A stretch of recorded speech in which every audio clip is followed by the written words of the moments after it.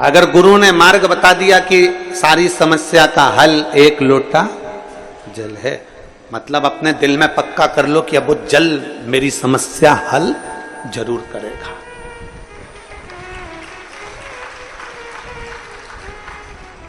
गुरु ने कह दिया कि श्री शिवाय नमस्तुभ्यम, हमने, और हम तो फिर कहेंगे आप हमारी बात पर भरोसा ना करो तो मत करो। शिव महापुराण को एक बार अपने घर में लाकर पढ़कर देखो। विद्येश्वर संहिता में लिखा है कि श्री शिवाय नमस्तुभ्यम बोलने वाले का मात्र मुख का दर्शन कर लो तो अश्वमेध यज्ञ का पुण्य फल प्राप्त हो जाता है, हजारों हजारों यज्ञ का फल। जरूरी नहीं कि आप हमारी बात पर भरोसा करो, आप तो घर पर जाकर पढ़ो कि शिवर वाला महाराज जो बोल रहा है उसमें कितनी सच्चाई है कि नहीं है। दुनिया कितना भी विरोध करे पर व्यासपीठ से जो शब्द कहे जाते हैं वो सच्चे कहे जाते हैं और सत्य पर आधारित किए जाते हैं। भले उसका कितना भी विरोध हो जाए, कितना भी उस पे पीछे विवाद छिड़ जाए, पर वो सत्य वचन सत्य ही रहते हैं, उसको कोई नकार नहीं सकता।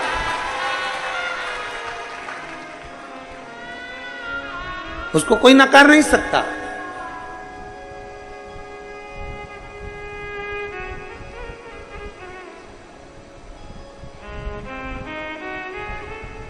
महाराज शिव कथा कर, एक गुरु यदि आपको कह दे, एक रास्ता बता दिया, इंदौर यहां से सीधे जाना है, सीधे जाओ, क्यों भटक रहे हो, क्यों किसी से पूछना।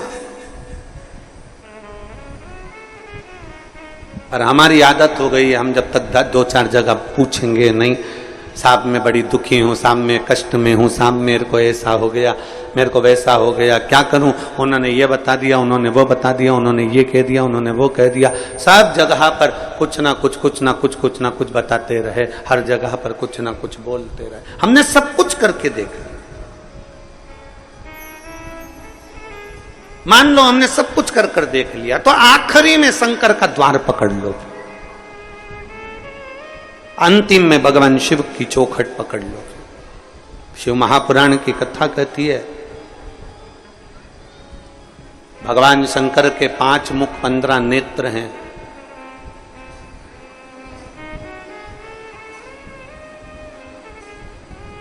भगवान शिव को हम लोग आरती में स्मरण करते हैं,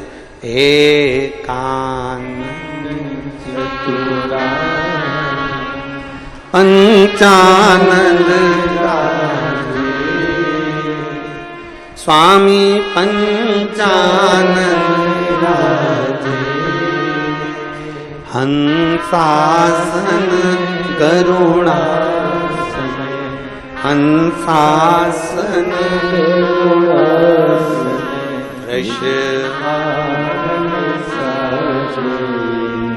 ओम जय शिवा।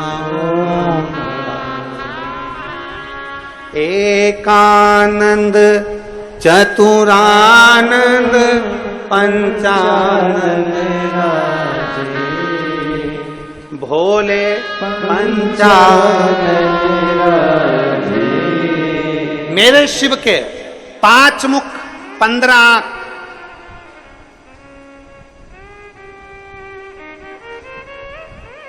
प्रभु पंचानंद राधे, हंसासन करुणासन, हंसासन करुणासन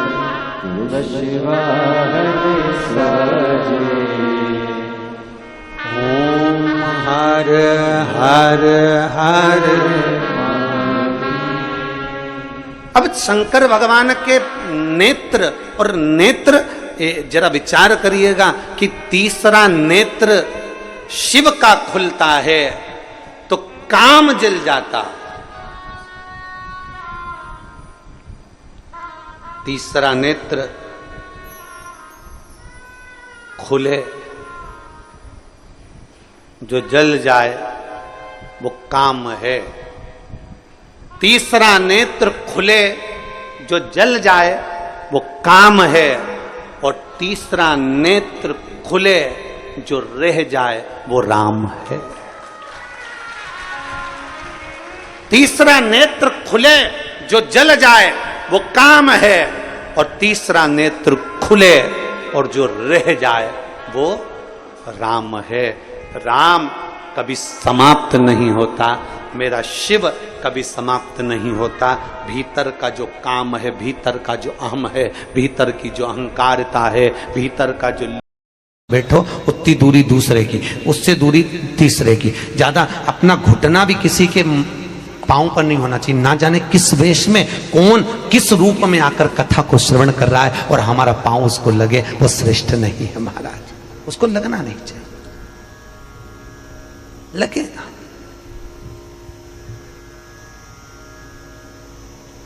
कहा कोई सत्संग में लगा, कोई भजन में लगा, कोई व्रत कर रहा हो, साधना कर रहा हो, तप कर रहा हो, उसकी साधना में, उसके व्रत में, उसकी भक्ति में हमें कुछ खलल नहीं करना, हमें नहीं करना। आप खुद देख लो, भागवत जी में राजा परीक्षित ने मरा हुआ सांप उठाकर शमीक ऋषि के गले में डाला था। वो तो तप में लीन थे, उनको तो मालूम ही नहीं था, डाल दिया, परंतु भोगना तो पड़ा, भोगना तो पड़ा, भले उनको नहीं मालूम। कोई बैठा है, कोई भजन कर रहा है, कोई कथा में लगा है, हमें उसको खलल नहीं देना।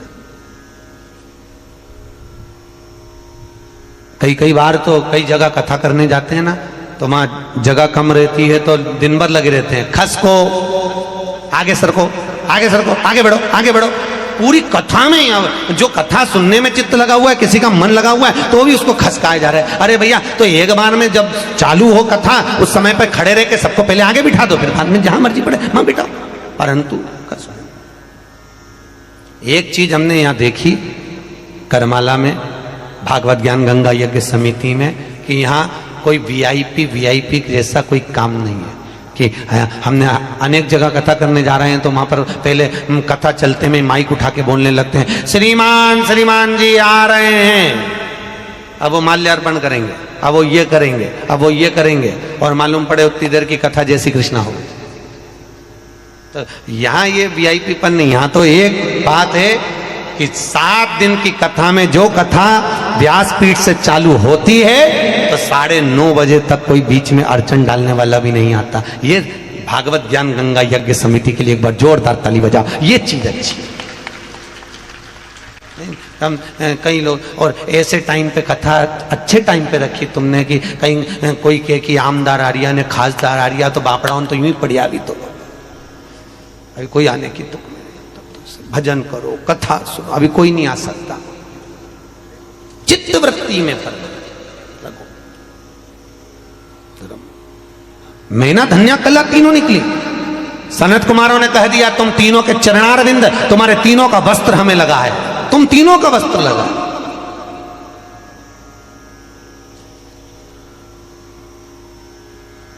तीनों का वस्त्र। तुलसी कौन से दिन नहीं तोड़ते? अरे जम के बोलो जरा, हैं? रविवार के दिन। क्या बोल रहे हो? जम के बोलो, कौन से दिन? रविवार के दिन तुलसी नहीं तोड़ते। क्यों नहीं तोड़ते? जल्दी बोलो भाई। किसी ने कहा तो रविवार को तुलसी नहीं तोड़ते, तो क्यों नहीं तोड़ते? कोई ने कहा रविवार को पीपल की पेड़ की परिक्रमा नहीं करते, क्यों नहीं करते? उसका कारण भी तो मालूम होना चाहिए।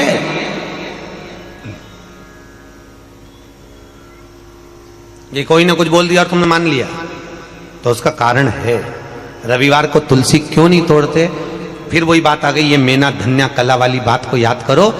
भगवान राम जनकपुरी में पहुंचे, विश्वामित्र जी ने धनुष टूटने के बाद राम से कहा, राम आज जाओ तुलसी लेने के लिए जाओ, तुलसी लेके आओ, फूल लेकर आओ, पुष्प वाटिका में से कुछ लेकर आइए। पीछे पलट कर देखा तो सीता जी खड़ी थी, विश्वामित्र जी शालिग्राम जी की पूजन कर रहे। शालिग्राम, शालिग्राम जी की पूजन कर रहे थे। विश्वामित्र जी ने पीछे पलट कर देखा, सीता जी खड़ी, तो कहा राम एक काम करो, ये पुष्प वाटिका सीता की है, उनके पिताजी की है, सीता को भेज दो, वो फूल लेकर आएगी, वो तुलसी लेकर आएगी। जानकी जी गई, पुष्प उतारे, तुलसी उतारने लगी। तुलसी उतारते समय जानकी जी की हवा इतनी तेज चली कि सीता जी का पल्लू उड़ गया, और जैसे ही पल्लू उड़ा वो तुलसी के पौधे पर गिरा। गिरते ही सीता आगे बढ़ी और तुलसी के कुछ दल जमीन पर गिर गए। तुलसी के पत्ते जमीन। अब तुलसी के पत्ते जब जमीन पर गिरे, सीता जी तुलसी के दल लेकर, फूल लेकर विश्वामित्र जी के पास में आई। राम जी को दिया, राम जी ने विश्वामित्र जी को दिया। विश्वामित्र जी ने तुलसी के दल लेकर भगवान शालिग्राम को चढ़ाने लगे। इतनी देर में तुलसी के दल गीले हो गए महाराज, गीले। शालिग्राम जी ने हाथ में तुलसी के पत्तों को लेकर पूछा, ए तुलसा माँ ये बताओ कि तुम रो क्यों रही हो? तुलसा कहती है शालिग्राम जी को देखकर, शालिग्राम भगवान के ऊपर मुझे मत चढ़ाना। विश्वामित्र जी, जानकी जी तुलसा लेकर आ रही थी, हम एक साथ पली, एक साथ बड़ी हुई, एक साथ एक पौधे में लगी हुई थी, पर सीता के पल्लू से हमारी कुछ बहनें, कुछ दल जमीन पर गिर गए, इसलिए हमें रुदन आ रहा है। वो भी तो शालिग्राम जी के लिए तरस रहे थे। विश्वामित्र जी ने कहा, जानकी तुम्हारे साड़ी के पल्लू से तुलसी के दल आज नीचे गिरे हैं, इसलिए आज मैं तुलसी शालिग्राम को समर्पित नहीं करूंगा। वो दिन था रविवार का, इसलिए रविवार के दिन तुलसा नहीं तोड़ी जाती है, वो दिन रविवार का। फिर कहा, रविवार को पीपल के पेड़ की परिक्रमा नहीं लगाना चाहिए। नहीं लगाना चाहिए, क्यों नहीं लगाना चाहिए? उसका व्याख्यान विष्णु पुराण में लिखा है। माता लक्ष्मी जी की बड़ी बहन, क्या नाम था उनका? लक्ष्मी जी की बहन का नाम क्या था? अच्छा जान दो, लक्ष्मी जी की माता जी का नाम बता दो तुम। लक्ष्मी जी की मां का नाम क्या था? है? ख्याति देवी। क्या नाम था? जम के बोलो जरा। ख्याति देवी। लक्ष्मी जी के दो भाई थे, दाता और विदाता। लक्ष्मी जी की एक बड़ी बहन थी ज्येष्ठा देवी, जिसको लोग दरिद्रता कहते हैं। क्या नाम है? ज्येष्ठा, उसको लोग दरिद्रता कहते हैं। वो दरिद्रता जो थी, वो ज्येष्ठा भगवान विष्णु को बहुत ज्यादा चाहती थी, बहुत प्रेम करती थी भगवान नारायण से, बहुत प्रेम। नारायण मेरे हो जाएं, मैं नारायण की हो जाऊं, नारायण मेरे हो, मैं नारायण की हूं। पर भगवान विष्णु ज्येष्ठा को नहीं चाहते थे, दरिद्रता को नहीं चाहते थे। भगवान विष्णु किसको चाहते थे? अरे बोलो जम के, लक्ष्मी। बोलो हर हर। आवाज नहीं आई, जरा दम के बोलो हर हर। भगवान विष्णु किसको चाहते हैं? लक्ष्मी को। और दरिद्रता किसको चाहती है? भगवान विष्णु। महाराज भगवान नारायण ने कहा, लक्ष्मी तुम और हमारा विवाह हो जाए। लक्ष्मी जी कहती हैं, नाथ विवाह तो हो जाएगा, पर बात इतनी सी है, घर में बड़ी बहन अगर कुंवारी बैठी है तो छोटी की शादी कैसे हो सकती है? होती है क्या? अरे बोलो तो नहीं। बड़ी बहन है तो पहले बड़ी की हो जाए, फिर छोटी की हो जाए। मैं शादी नहीं कर सकती जब तक मेरी बड़ी बहन की नहीं। भगवान नारायण ने उसी समय पर दरिद्रता का विवाह करने के लिए एक दुस्साह मुनि को बुलाया। उनका नाम था दुस्साह मुनि। दुस्साह मुनि को बुलाकर कहा, आप विवाह कर लीजिए। दुस्साह जी ने कहा, मैंने नियम लिया, मैं शादी नहीं करूंगा, कुंवारा रहूंगा जीवन भर, तब करूंगा, साधना करूंगा, भक्ति में डूबूंगा। भगवान बोले, अरे शादी नहीं करेगा तो नरक भोगेगा, रहने दे, विवाह कर। सबसे बड़ा आश्रम गृहस्थ आश्रम, सबसे बड़ा आश्रम है गृहस्थ आश्रम। संत बनना सरल है, साधु बनना सरल है, तपस्वी बनना सरल है, जोगी बनना सरल है, साधक बनना सरल है, संन्यास लेना सरल है, पर सबसे ज्यादा कठिन है गृहस्थ आश्रम। एकांत में बैठकर तो कोई भी भजन कर सकता है, गंगा जी के घाट पर बैठकर कोई भी जाप कर सकता है, पर सबसे ज्यादा कठिन है घर में रहकर इधर से पत्नी आवाज लगाए, इधर से पति आवाज लगाए, इधर से बहू आवाज लगाए, और उस बीच में तू एक माला जप करके बता। सबसे ज्यादा कठिन है भगवान का भजन घर में रहकर करना। बहुत कठिन, बहुत कठिन।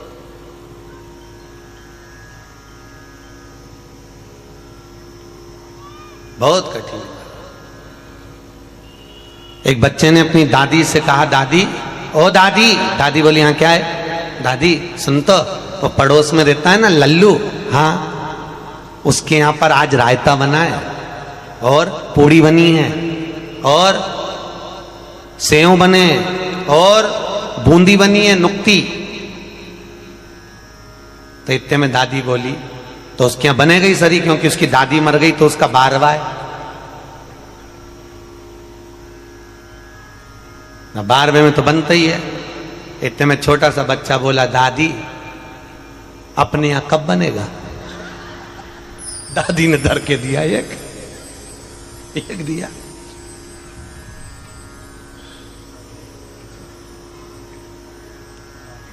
अब